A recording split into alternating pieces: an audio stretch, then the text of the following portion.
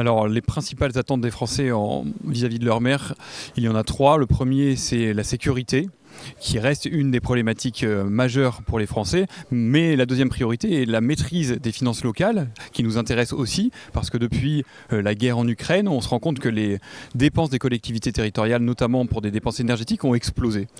Et donc, aujourd'hui, la problématique du réchauffement climatique est importante pour les Français, mais a quand même reculé vis-à-vis de leur maire et des futurs élus. Alors exactement, on les accompagne sur deux étapes. Le premier, c'est l'ingénierie technique, donc on va auditer leurs bâtiments, on va regarder là où ils consomment, et une fois qu'on a fait ça, on va leur proposer de regarder les aides auxquelles ils peuvent avoir droit. Donc il y a plusieurs types d'aides. Vous avez des aides publiques à travers le dispositif MaPrimeRénov', mais vous avez également des aides des collectivités territoriales. Je pense à la ville de Lille par exemple, qui donne des financements pour les particuliers pour pouvoir rénover leur logement. Et puis vous avez d'autres aides qui sont privées, qui sont payées par les fournisseurs d'énergie, qu'on appelle les certificats d'économie d'énergie, et qui permettent de financer des travaux de rénovation énergétique, que ce soit de l'isolation thermique par l'extérieur, mais également de changement de système de chauffage et autres. Exactement, aujourd'hui les ambitions elles sont très grandes en matière de rénovation énergétique de logements.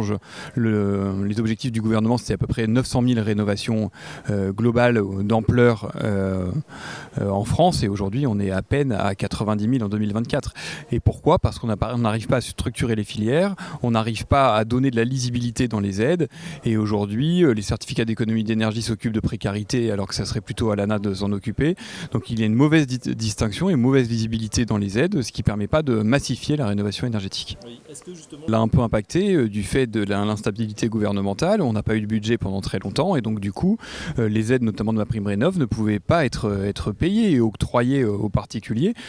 Mais le budget il reste finalement assez stable, et aujourd'hui il y a plus une question de dépenses et comment arriver à mobiliser ces financements et à les dépenser plutôt qu'à un manque de financement. Donc les financements sont quand même là, mais maintenant il faut que l'ensemble de la filière soit structurée pour qu'il y ait des artisans. On n'a pas assez d'artisans aujourd'hui en France, ils ne sont pas assez formés, et donc on a besoin de faire monter en compétence cette filière pour pouvoir atteindre les objectifs. Donc les financements c'est une chose, mais l'accompagnement en amont et en aval de la filière en est une autre.